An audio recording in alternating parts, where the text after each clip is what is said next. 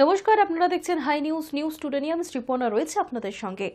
8ই জানুয়ারি গঙ্গাসাগর মেলা চলবে 17ই জানুয়ারি পর্যন্ত।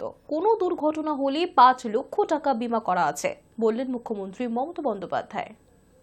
মানুষের জানার জন্য বলছি, গঙ্গাসাগর মেলার তারিখ হচ্ছে 8ই জানুয়ারি থেকে 17ই জানুয়ারি। এই সময় যে পুণ্যার্থীরা আসবে, অফিসাররা কাজ করবে, কর্মচারীরা করবে, এমনকি সাধারণ মানুষ যারা মিউনিসিপ্যালিটির কাজও করে, পঞ্চায়েতের অনেক কর্মী আছে, বিভিন্ন জায়গার আছে, বিদ্যুতের আছে, পিএইচির আছে, পিডব্লিউডির আছে, আইএনসি এর আছে, সব জায়গারই আছে। তাদের যদি কোন রকম কোনো ইনসিডেন্ট হয় বা অ্যাক্সিডেন্ট হয়, ইনক্লুডিং সাংবাদিক এন্ড অল, 5 লাখ টাকা করে ইন্স্যুরেন্স করা আছে, অ্যাক্সিডেন্টাল ইন্স্যুরেন্স, যেটা হচ্ছে 9 থেকে 17-র মধ্যে।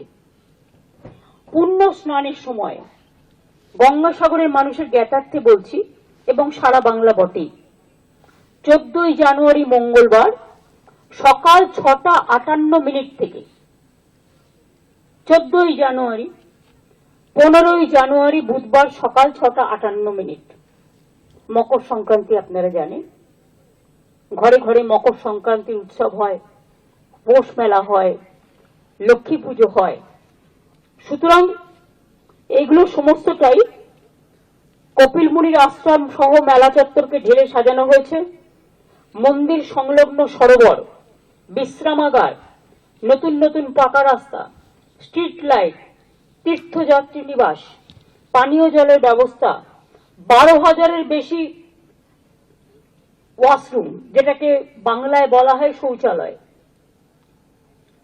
Laser show, mural park, scheme park, permanent food court, ডালা আর্কেড ইত্যাদি। এছাড়াও পুণ্যার্থীদের থাকার জন্য কপিল মুনি আশ্রম প্রাঙ্গণে 4টি আধুনিক গেস্ট রুম সহ একটি ভবনও আমরা করে দিয়েছি। শহীদ স্মরণ অনুষ্ঠানকে কেন্দ্র করে সাত সকালেই তিক্ত হয়ে উঠল নন্দীগ্রামের রাজনৈতিক আবহাওয়া। নন্দীগ্রামের ভাঙাবেড়ায় 7ই জানুয়ারি সিপিআইএম দুষ্কৃতীদের গুলিতে নিহতদের স্মরণ করে রাজ্যের বিরোধী দলনেতা শুভেন্দু অধিকারীকে বেলাগাম ভাষায় আক্রমণ করলেন স্থানীয় তৃণমূল নেতা শেখ সুফিয়ান। পাল্টা শুভেন্দুর হুমকি, আমি যার দিকে তাকাই ধ্বংস হয়ে যায়। নন্দীগ্রামের ভাঙাবেড়ায় শহীদ স্মরণ অনুষ্ঠান ছিল তৃণমূলের। সেখানে হাজির ছিল দলের জেলা নেতৃত্ব। সভা থেকেই শুভেন্দু অধিকারীর বিরুদ্ধে নন্দীগ্রামের সাম্প্রদায়িক বিভাজন করার অভিযোগ তোলেন তৃণমূল নেতারা। শুভেন্দুকে আক্রমণ করতে গিয়ে মাত্রা ছাড়িয়ে যান তৃণমূল নেতা শেখ সুফিয়ান। আমি বলে গেলাম, তোমার অবস্থা কি করবো আমি শুধু দেখে নেবে, দেখবি আর জ্বলবি লুচির মতো। এসএসসির 26,000 চাকরি বাতিল মামলা শুনানি পিছিয়ে গেল সুপ্রিম কোর্টে। মঙ্গলবার প্রধান বিচারপতি সঞ্জীব খান্না জানিয়েছেন, আগামী সোমবার মামলা শুনানি করা যেতে পারে। সব পক্ষ তাতে রাজি হওয়ায় আগামী 15ই জানুয়ারি এই মামলার পরবর্তী শুনানি হবে। একাধিকবার পিছিয়ে যাওয়ার পর গত 19শে ডিসেম্বর চাকরি বাতিল মামলা শুনানি হয়েছিল সুপ্রিম কোর্টে।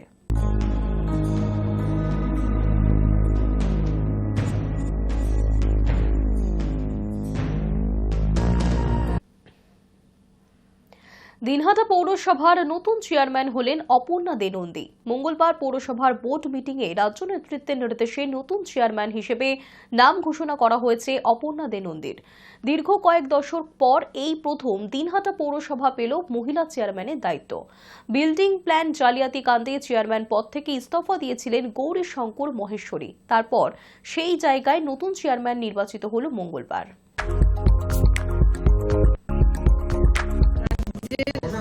যে দায়িত্ব আমাকে দিয়েছে, বিশেষ করে আমার দাদা উদাঙ্গু যে দায়িত্ব আমাকে দিয়েছে, আমি চাই আমি সবাই মিলে, আমাদের কাউন্সিলররা প্রত্যেকে ভালো, অফিসের স্টাফ সবাই মিলে যেন আমরা পৌরসভাকে সুন্দর করে গড়ে তুলতে পারি এবং দাদার সম্মান যেন রক্ষা করতে পারি।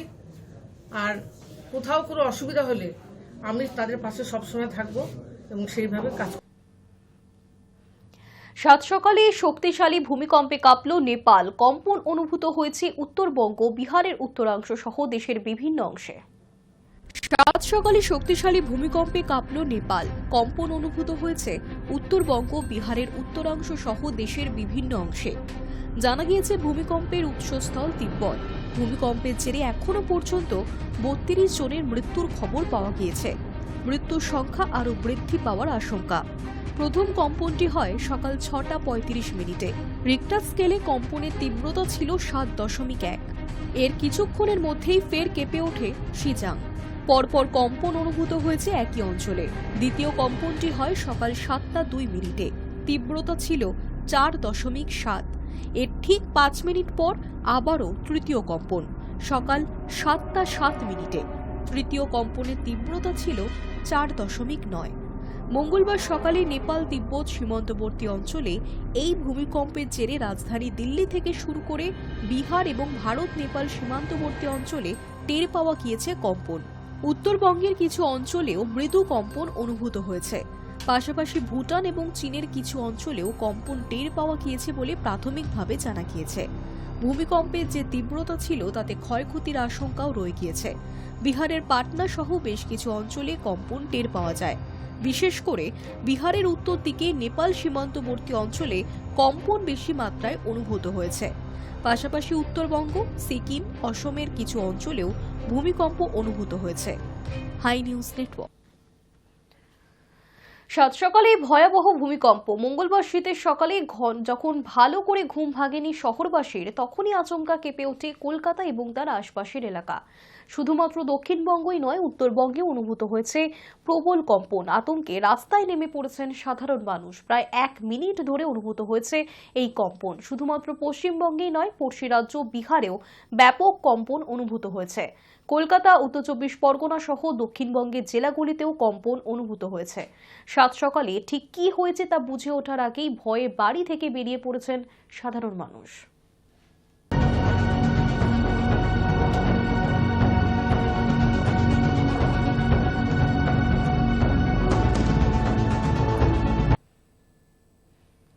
ভূমিকম্প অনুভূত উত্তরের জলপাইগুড়িতেও। সাত সকালে জলপাইগুড়ি শহর সংলগ্ন পাতকাটা কলোনির এলাকার বাসিন্দারা ভূমিকম্পের আতঙ্কে ঘর ছেড়ে বেরিয়ে এসেছে রাস্তায়। আচমকাই ঘর বাড়ি কেঁপে ওঠায় আতঙ্কে অনেকেই ছুটে বেরিয়ে এসেছেন বাইরে। এখনো পর্যন্ত হতাহতের কোনো খবর পাওয়া না গেলেও ভূমিকম্পে চাঞ্চল্য ছড়িয়েছে জলপাইগুড়ি সহ উত্তরের পার্বত্য এলাকায়।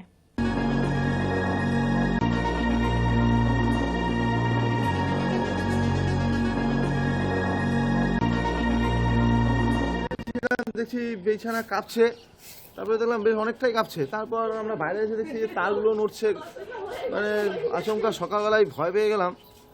তো এই বাড়ির সবাইকে নিয়ে রাস্তা বেরিয়ে যায়।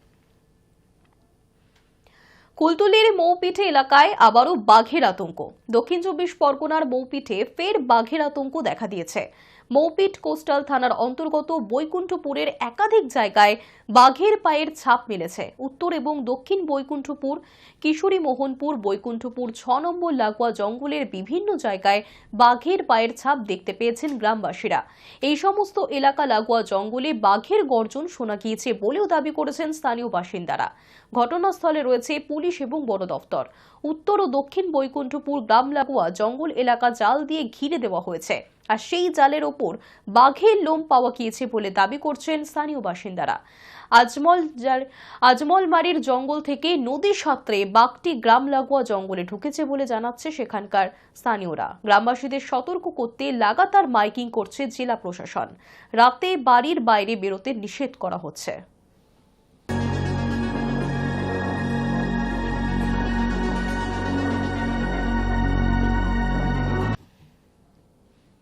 জিনাতে জঙ্গল সফর শেষ হতে না হতেই ফের বাঘের ভয়। সূত্রের খবর, এই বাঘের গলায় জিনাতের মতো রেডিও কলার নেই, যার ফলে বাঘের গতিবিধি জানতে হিমশিম খেতে হচ্ছে ঝাড়খণ্ডের বন বিভাগকে। আতঙ্কে রয়েছেন পুরুলিয়া ঝাড়খণ্ড সীমানা এলাকার বলরামপুর, বাঘমুন্ডি সহ একাধিক গ্রামের বাসিন্দারা।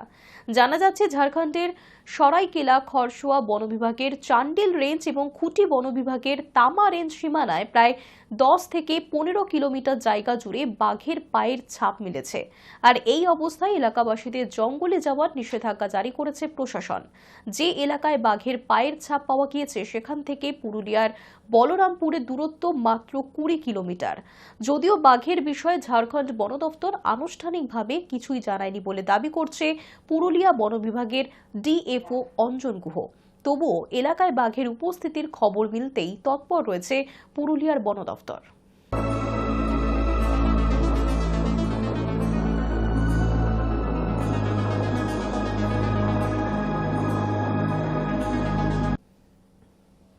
বাড়ছে HMPV সংক্রমণ। কলকাতা, বেঙ্গালুরু, আহমেদাবাদের পর এবার তামিলনাড়ুতেও চেন্নাইয়ের দুজনের শরীরে সংক্রমণের চিহ্ন পাওয়া গিয়েছে এবং এই দুজনকে পর্যবেক্ষণে রাখা হয়েছে বলে জানা যাচ্ছে। তাদের অবস্থা বর্তমানে স্থিতিশীল। আতঙ্কে নয়, সতর্ক থাকার পরামর্শ দিচ্ছেন চিকিৎসকেরা। জানা গিয়েছে ধীরে ধীরে এই সংক্রমণ বাড়ছে একাধিক রাজ্যে। গতকাল পর্যন্ত শহর কলকাতাতেও সংক্রমণের চিহ্ন মিলেছে বলে সূত্রের খবর।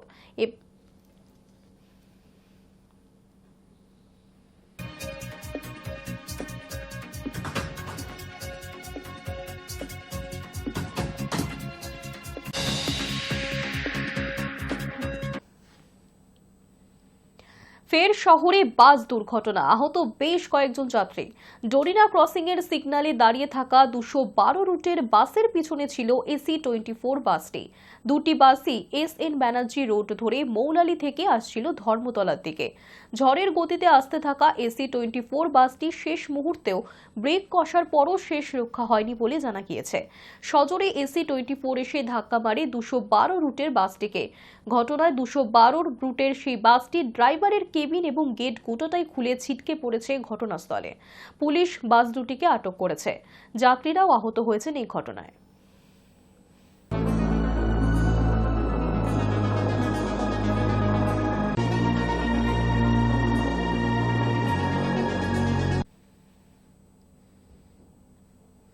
আজ আর মানসিক ভারসাম্য তার নেই, কিন্তু আছে গলায় সুর, যে সুর দিয়েই এলাকায় নিজের পরিচিতি তৈরি করেছে ফণী বর্মন। মানুষ যে আজ আর নেই কো মানুষ, দুনিয়াটা শুধুই স্বার্থের। পরাছি ভাই বোন, সংসার পরিজন, সবার নিজের নিজের। প্রত্যন্ত গ্রামের মানসিক ভারসাম্যহীন যুবক ফণীর গানে মুগ্ধ আজ হাজারো মানুষ। ভারত বাংলাদেশ সীমান্ত লাগোয়া এলাকায় বাড়ি ওই যুবকের। তার কণ্ঠে যেন জাদু লুকিয়ে রয়েছে। সুমধুর সুরে গান গেয়ে তাক লাগিয়ে দিলেন সকলকে। কোচবিহার জেলার শীতলকুচি ব্লকের পুটিয়া বারমাসিয়া গ্রামের বাসিন্দা ফণী বর্মন। মানসিকভাবে তিনি সুস্থ না হলেও তার গান শুনতে মানুষের ভিড় জমে যায় এলাকায়। সম্প্রতি তার গাওয়া একটি গান ভাইরাল হয়েছে সোশ্যাল মিডিয়ায়। ভালোবাসা নয় কোনো অপরাধ, তবু কেন নিরাশায় কাটে রাত। রাজপথে কালো আছি একই সাথে, কালো যদি দূরে যেতে হয়। প্রিয়ারে প্রিয়ারে প্রিয়ারে। ভাইরাল হওয়ার পর আরো বেশি জনপ্রিয় হয়ে উঠেছে সে স্থানীয়দের মধ্যে। ফণীর জীবন অনেকটা অনিশ্চয়তার মধ্যে কাটলেও মাঝে মাঝে সে হাটে বাজারে গিয়ে গান করে। তার গান শুনে কেউ কেউ তাকে টাকাও দেয়। তবে তার জীবনের এই লড়াই এবং প্রতিভা সকলকেই মুগ্ধ করেছে। কিন্তু প্রতিভাবান যুবকের জীবনের গল্পটা মোটেও সহজ নয়। ক্লাস 9 পর্যন্ত পড়াশুনো তার। এরপর আর্থিক সংকটের কারণে ছাড়তে হয় তাকে স্কুল। 4 বছর বাইরে কাজ করেন। তারপর থেকেই মানসিক ভারসাম্য তার নষ্ট হয়ে যায়। ফণীর বাবার কথায় কিশোর বয়স থেকেই গান গাইতে ভালোবাসত ফণী। দীর্ঘ 10 বছরেরও বেশি সময় ধরে এই রকম অবস্থায় সে। অনেক চিকিৎসার চেষ্টা করার পরেও সে ঠিক হয়ে উঠতে পারেনি। তবে গ্রামের মানুষদের বিশ্বাস, যদি ফণীর সঠিক চিকিৎসা হয় তবে আরো ভালো কোনো জায়গায় গান গাওয়ার সুযোগ সে পাবে। Hi news network. News today এখনকার মতো এই পর্যন্তই। দেখতে থাকুন হাই নিউজ, নির্ভীক নিরপেক্ষ।